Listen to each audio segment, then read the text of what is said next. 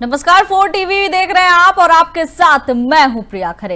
देवभूमि उत्तराखंड में आप सभी दर्शकों का स्वागत है और आइए बुलेटिन की शुरुआत करते हैं बड़ी खबर के साथ। सीएम धामी दिल्ली दौरे पर है। दिल्ली दौरे के दूसरे दिन वो सक्रिय नजर आए। उत्तराखंड विकास को लेकर केंद्रीय मंत्रियों के साथ चर्चा करेंगे। तो मुख्यमंत्री पुष्कर सिंह धामी कल कृषि मंत्री से बैठक भी कर चुके हैं। उत्तराखंड विकास को लेकर केंद्रीय मंत्रियों के साथ चर्चा करेंगे। कृषि मंत्री से बैठक कर चुके हैं मुख्यमंत्री। कई वरिष्ठ बीजेपी नेताओं से भी मुलाकात करेंगे।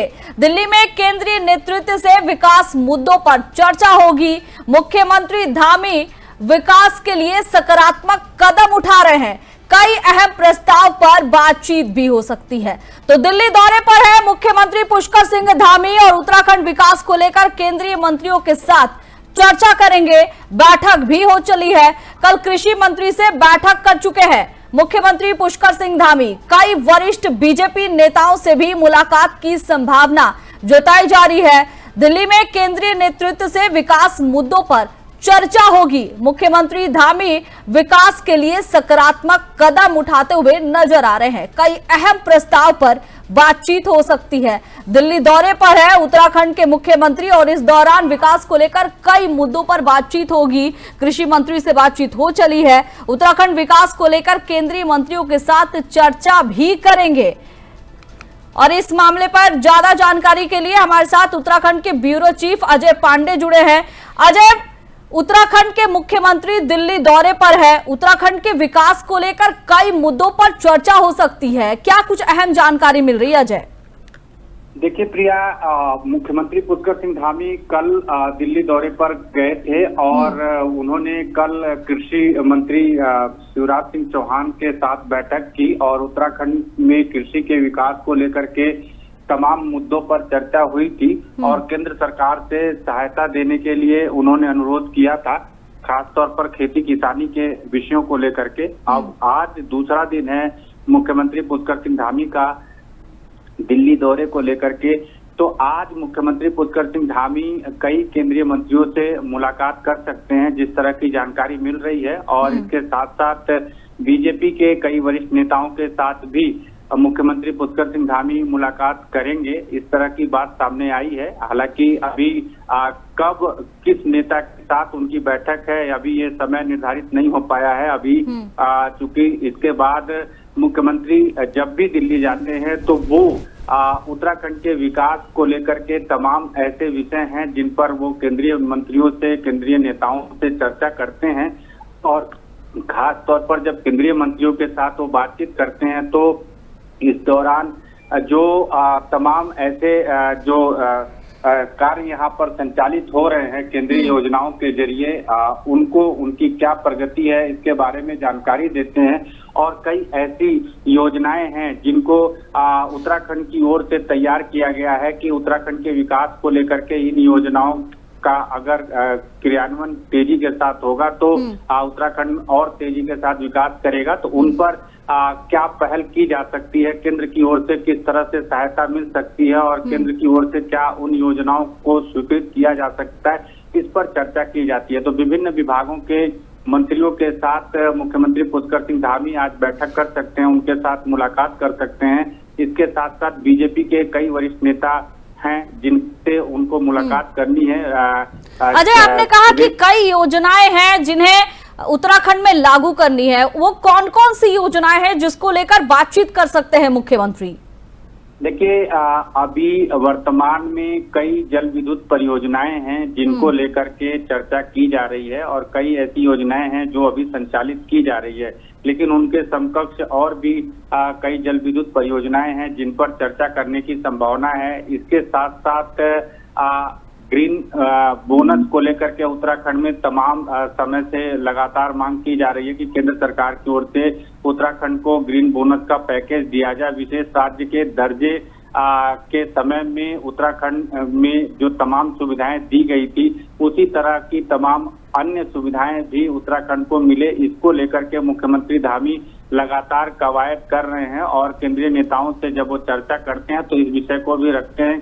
इसके साथ साथ उत्तराखंड में ऑल वेदर रोड का निर्माण किया जा रहा है, उसकी क्या प्रगति है उस पर भी वो लगातार केंद्रीय नेताओं के साथ जब बातचीत करते हैं तो फीडबैक देते हैं। और इसके साथ साथ अभी दिल्ली और देहरादून हाईवे का जो निर्माण हो रहा है, अब वो लगभग कार्य पूरा होने की स्थिति में है। तो अब उसको कब से उसकी शुरुआत की जानी है, किस तरह से उस पर कवायद होगी, उसको लेकर के भी मुख्यमंत्री धामी लगातार केंद्रीय नेताओं के साथ फीडबैक देते हैं, उनसे बातचीत करते हैं। तो बहुत से ऐसे विषय हैं जिन पर मुख्यमंत्री धामी केंद्रीय नेताओं के साथ बैठक करेंगे, खासतौर पर केंद्रीय मंत्रियों के साथ। और उसके अलावा चूंकि संगठन का काम जो है, संगठन की क्या स्थिति है बीजेपी की, उसको लेकर के भी वो लगातार बीजेपी के वरिष्ठ नेताओं के साथ समन्वय बनाकर चलते हैं। क्योंकि भारतीय जनता पार्टी का जो संगठन है और प्रदेश सरकार है, इनके बीच में आपस में समन्वय रहे, कहीं किसी विषय को लेकर के गतिरोध की स्थिति न रहे,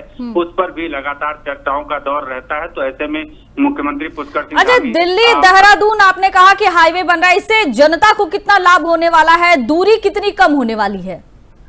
देखिए, दिल्ली देहरादून हाईवे का निर्माण होने से दिल्ली और देहरादून के बीच का जो समय है वो काफी कम हो जाएगा। दोनों जगहों पर आने जाने के लिए 2.5 घंटे का समय निर्धारित किया जा रहा है। तो आप समझ सकती हैं कि 2.5 से 3 घंटे के बीच में अगर एक जगह से दूसरे जगह पर पहुंचा जाएगा तो उससे आम जनता के साथ साथ उद्योगपतियों को और बाकी अन्य लोगों को भी काफी लाभ मिलेगा। क्योंकि इससे एक बड़ी कवायद के रूप में देखा जा रहा है और भारी संख्या में लोग यहाँ पर उद्योग लगाने के लिए भी आ सकते हैं। क्योंकि आवागमन की जितनी तेजी के साथ सुविधा होगी, जितना आवागमन का रास्ता कम होगा, समय कम होगा, उतना ही लोगों का देहरादून और दिल्ली की ओर आना जाना होगा। और ऐसे में ये जो दिल्ली देहरादून हाईवे है, इसके निर्माण होने को लेकर के लोग लंबे समय से प्रतीक्षा भी कर रहे थे और लगभग ये कार्य पूर्ण होने की स्थिति में है।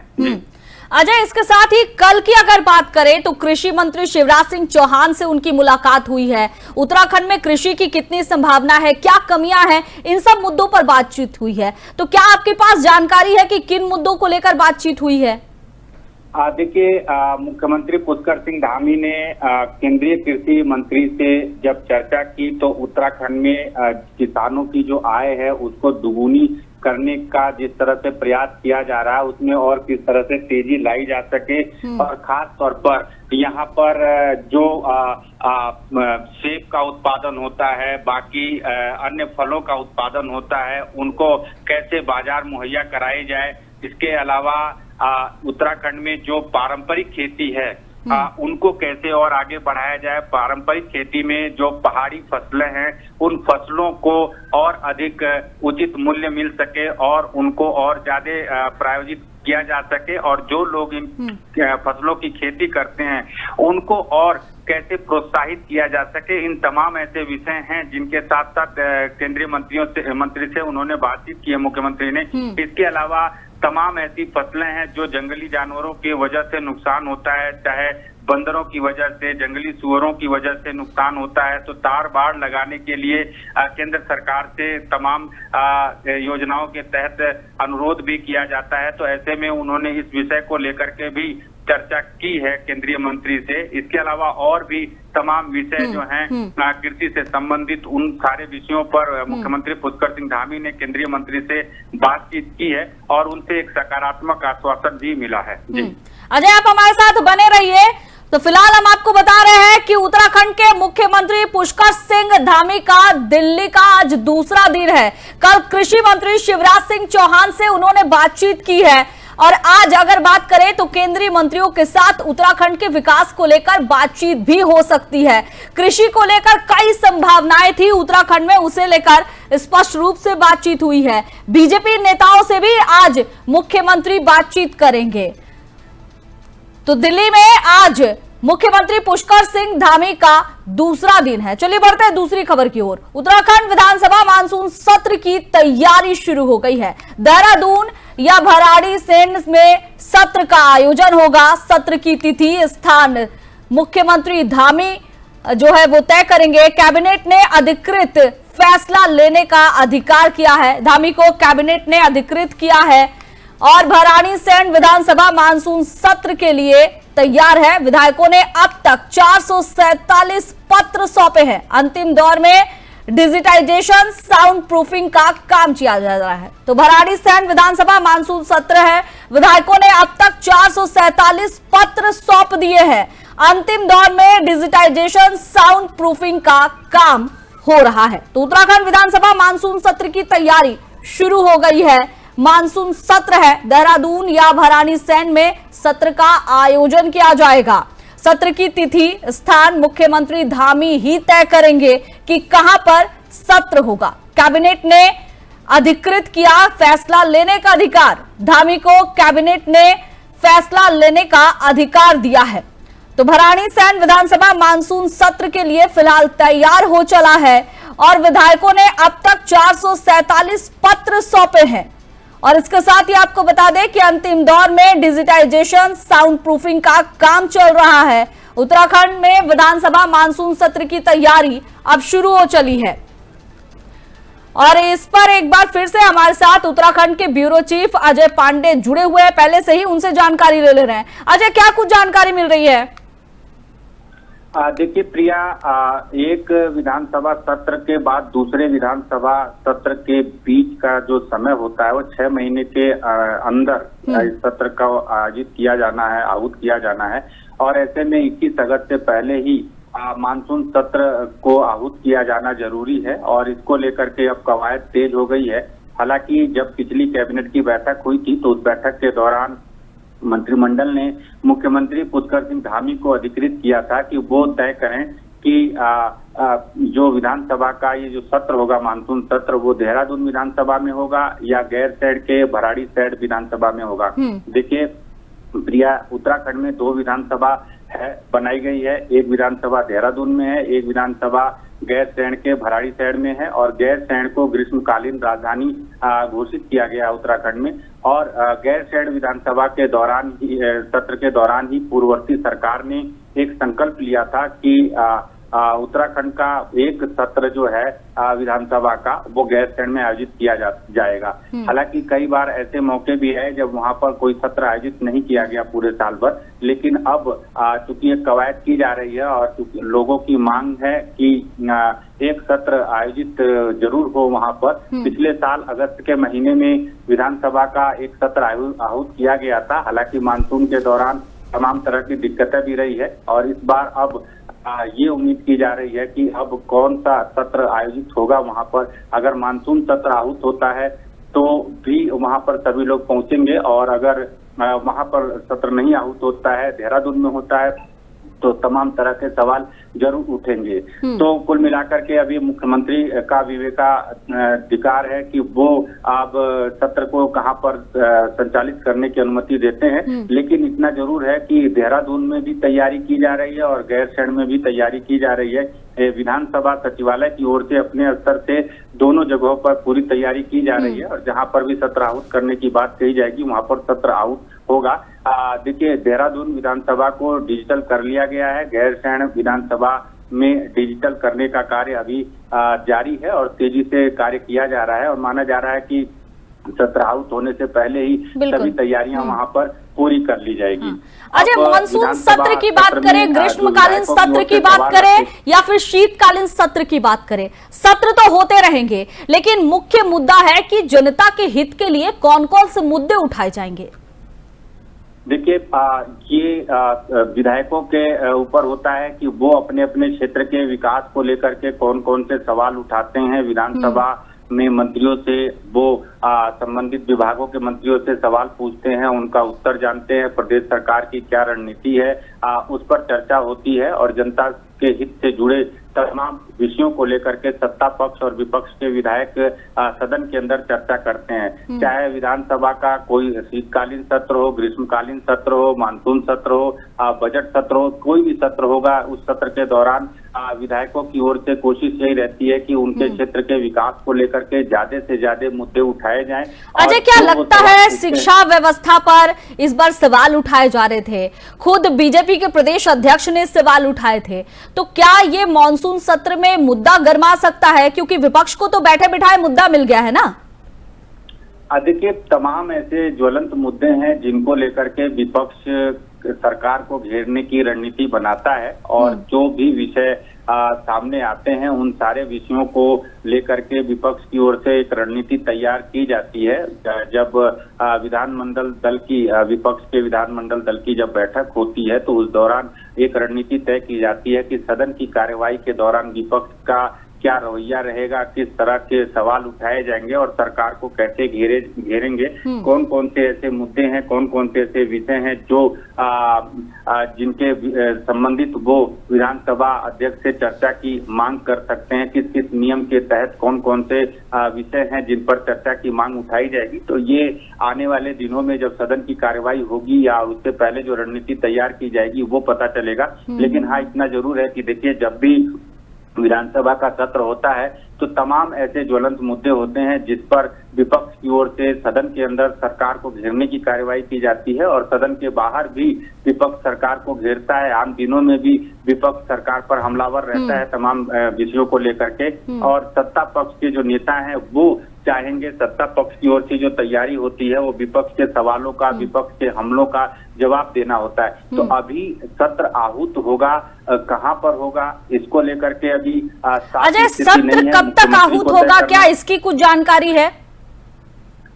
देखिए प्रिया, 21 अगस्त से पहले 6 महीने पूरे होने वाले हैं और 21 अगस्त से पहले ही सत्र को आहूत कर दिया जाना चाहिए। और इसको लेकर के अब जो तैयारी चल रही है तो संभवतः जल्द ही इस बात के लिए घोषणा हो जाएगी कि सत्र कब आहूत किया जा रहा है और कहां पर आहूत होगा। अब मुख्यमंत्री पुष्कर सिंह धामी को निर्णय लेना है कि सत्र को कहां पर आहूत किया जाए और वो अब जब निर्णय ले लेंगे उसके बाद राजभवन में इसके बारे में जाएगी जानकारी। राजभवन की ओर से उस पर जब मुहर लगेगी कि हाँ सत्र को आहूत कर दिया जाए तो उसके बाद सत्र को आहूत कर दिया जाएगा, यानी राजभवन से भी परमिशन लेना होता है।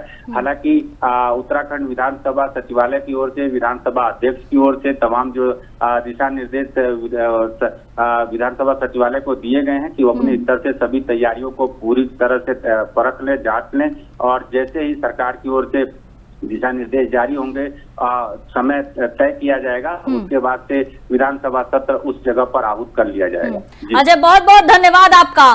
तो अब उत्तराखंड मॉनसून सत्र की तैयारी शुरू हो गई है।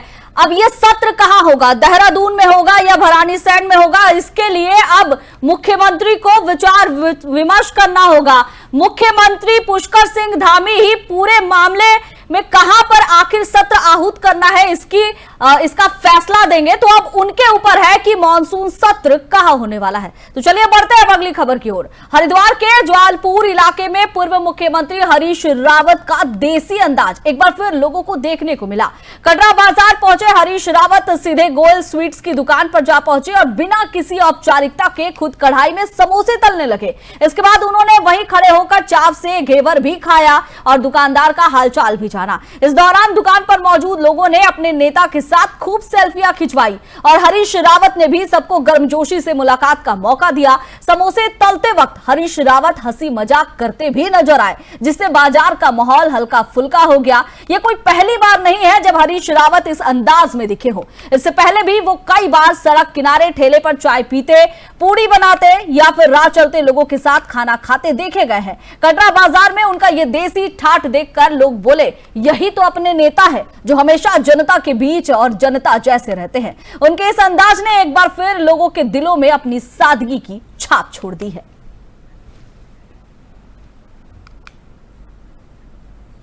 देहरादून के आरटीओ कार्यालय में वर्षों से जमा पुराने वाहनों की हजारों फाइलों का बोझ अब जल्द ही खत्म होने वाला है। फाइलों के इस पहाड़ को खत्म करने के लिए परिवहन विभाग ने इनके कंप्यूटरीकरण की प्रक्रिया तेज कर दी है। विभाग ने इस काम के लिए 5 करोड़ रुपए का बजट भी मंजूर किया है। आरटीओ कार्यालय में अभी पुराने वाहनों की 1000 फाइलें अलग अलग मामलों में लंबित है। विभाग ने बताया कि अब तक आधी से ज्यादा फाइलों को डिजिटल कर दिया गया है, जबकि कुछ फाइलें कोर्ट के मामलों के चलते अभी भी लंबित है। है जैसे ही ये मामले निपटेंगे बाकी फाइलों को भी कंप्यूटरीकृत कर दिया जाएगा। परिवहन विभाग का कहना है कि कंप्यूटरीकृत पूरा होते ही फाइलों को नष्ट कर दिया जाएगा। इसके बाद वाहन ट्रांसफर, आरसी नवीनीकरण, फिटनेस और टैक्स जैसे सभी काम ऑनलाइन ही पूरे होंगे। नए वाहनों का सारा डाटा पहले से ही ऑनलाइन फीड किया जा रहा है और भविष्य में फाइलों की बजाय मालिक को ही कागज सौंपने की व्यवस्था की जाएगी। विभाग को उम्मीद है कि इस कवायद में आरटीओ दफ्तर में कामकाज पारदर्शी, त्वरित और सुविधाजनक होगा। कंप्यूटरीकरण की प्रक्रिया को पूरा होने में करीबन 1 साल का वक्त लग सकता है।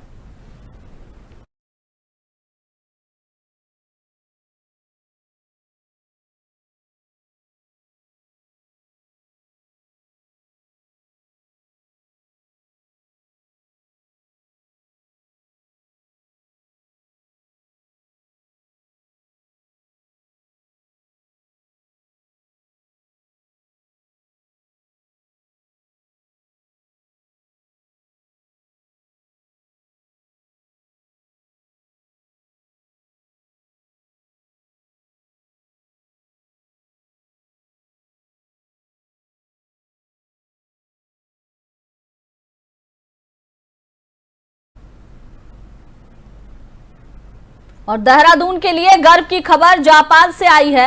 उत्तराखंड के पीडी जिला के बेटे उत्तम सिंह रावत ने जापान में आयोजित एशियन पावर लिफ्टिंग चैंपियनशिप में शानदार प्रदर्शन करते हुए बेंच प्रेस प्रतियोगिता में सिल्वर मेडल जीत लिया है। इसके साथ ही उत्तम ने अपना पुराना नेशनल रिकॉर्ड भी तोड़ डाला है। पूरी दुनिया में भारत का नाम रोशन कर दिया है। 74 किलोग्राम वेट कैटेगरी में दुनिया के 25 देशों के बीच कड़ी टक्कर में उत्तम ने अपना शानदार लिफ्ट से सबका दिल जीत लिया। मेडल जीतने के बाद उत्तम ने बताया कि हर लिफ्ट में उनके साथ उनका तिरंगा झंडा था जिसे वो अपने बैग में लेकर जापान गए थे। उन्होंने कहा कि यही सपना था कि मेडल सेरेमनी के वक्त अपने तिरंगे को दुनिया के सामने गर्व से लहराऊं और आज वो सपना पूरा हुआ। उनके इस ऐतिहासिक प्रदर्शन से उत्तराखंड ही नहीं पूरे देश में खुशी की लहर है। स्थानीय लोगों ने उत्तम सिंह रावत की कामयाबी को नई पीढ़ी के लिए प्रेरणा बताया है। अब सबको उम्मीद है कि आने वाले समय में उत्तम इंटरनेशनल मंच पर और भी ऊंचाइयों को छुएंगे। जापान में एशियन पावर लिफ्टिंग चैंपियनशिप का गेम हुआ था जिसमें मेरे को सिल्वर मेडल मिला है और जिसमें मैं बोलता हूँ कि 22 से ज़्यादा कंट्रियों ने पार्टिसिपेट किया था। Hong Kong, New Zealand, Philippine, Indonesia, China, Iran, south Korea, Australia, Japan, Thailand, India, Malaysia और भी काफ़ी कंट्रीज़ थी। जिसमें मैं स्पेशल थैंक बोलता हूँ मैं अपने power lifting coach mister Mahesh ji को, जो मेरे छोटे चाचा जी भी हैं। हमने बचपन से उनको काफ़ी देखा गेम करते हुए, जिन्होंने अपनी लाइफ में वर्ल्ड चैंपियनशिप में काफ़ी रिकॉर्ड होल्डर बनाए। इंडिया में वो रिकॉर्ड होल्डर रहे अपने टाइम पे और वो पावर लिफ्टिंग से जुड़े हुए हैं 25 साल से ज़्यादा। दूसरे मेरे कोच हैं मेरे ट्रांसफॉर्मेशन कोच मेरे बड़े भाई जसवंत रावत जी, जिन्होंने मेरा वेट 95 से 74 kg किया और लास्ट 2 साल पहले मैं 95 का था। 2 साल की जर्नी में उन्होंने मेरा ट्रांसफॉर्मेशन जो किया, उसके बाद मैंने प्रैक्टिस और सारा वर्कआउट अपने चाचा जी के साथ किया पावर लिफ्टिंग का, जिसमें मैं लास्ट ईयर दिल्ली में स्टेट चैंपियन बना। स्टेट चैंपियन बनने के बाद मैं गोवा में नेशनल गेम खेला। नेशनल गेम खेलने के बाद फिर मैं इंटरनेशनल के लिए सिलेक्ट हुआ। And special thanks to all my colleagues, my family, my coaches, Mahesh ji, चाचा जी, जसवंत भाई, मेरी फैमिली, मेरी वाइफ श्रुति और मेरी डॉटर व्याख्या रावत को, जिसने मेरे को एक टास्क दिया था कि मेडल लेके ही आना घर में। And thank you all for your support. Thank you. Mussoorie की हसीन वादियां उस वक्त खौफनाक हादसे का गवाह बन गई जब सुकून की तलाश में आए एक पर्यटक का सफर खाई में गिरने से उनकी मौत के करीब पहुंच गया। जानकारी के मुताबिक मुजफ्फरनगर निवासी यशपाल सिंह अपनी पत्नी और भाई के साथ मसूरी घूमने आए थे। लाइब्रेरी बस स्टैंड के पास यशपाल सिंह शौच के लिए सड़क किनारे गए, तभी उनका पैर फिसल गया और वो करीबन 150 मीटर गहरी खाई में जा गिरे। घटना इतने अचानक हुई कि किसी को संभलने का मौका तक नहीं मिला, लेकिन आसपास मौजूद लोगों ने तुरंत पुलिस और फायर सर्विस को सूचना दी। मसूरी फायर सर्विस, पुलिस और 108 एम्बुलेंस कुछ ही मिनटों पर मौके पर पहुंची और रेस्क्यू ऑपरेशन शुरू किया गया। बहादुर जवानों ने जान जोखिम में डालकर घायल यशपाल सिंह को सुरक्षित खाई से निकाला। घायल को 108 एम्बुलेंस से तुरंत मसूरी उप जिला अस्पताल में भर्ती कराया गया, जहां डॉक्टरों ने बताया कि यशपाल सिंह अब खतरे से बाहर है। हादसे के बाद पर्यटक और स्थानीय लोग फायर सर्विस और पुलिस टीम की तारीफ कर रहे हैं। उनकी मुस्तैदी से बड़ा हादसा टल गया और एक परिवार की खुशियां बरकरार रही। सर मैं अभी ड्यूटी से आ रहा हूँ, ड्राइवर का काम करता हूँ। ड्यूटी से आने के बाद कुछ लोग इकट्ठे थे यहाँ पे, काफ़ी सारे लोग, तो उन्होंने कहा कोई नीचे गिर गया टू व्हीलर से, या तो हमने देखा, दिखाई दिया नहीं था, तो एक दो और साथ में थे, वो भी उतर के नीचे, तो उनके साथ में मैंने कहा हम भी देख लेते हैं, तो काफ़ी नीचे थे। तो थोड़ा ऐसा है जो ये आदमी गिरा है किस शराब के नशे में है या ठीक है? नहीं, ड्रिंक तो की हुई है सर, ड्रिंक की हुई है, तो चोट काफ़ी लगी है कि ठीक है? नहीं वैसा इतना सीरियस नहीं है, बच गया है थोड़ा सा। बस ये था कि उस समय अपने फायर ब्रिगेड वाले आगे, नहीं तो इससे दूसरा रास्ता था कि नीचे ITV के रास्ते से फिर बाहर लेके आते। सर मैं अभी फिलहाल इस बुलेटिन में बस इतना ही। आप देखते रहिए 4 TV। नमस्कार।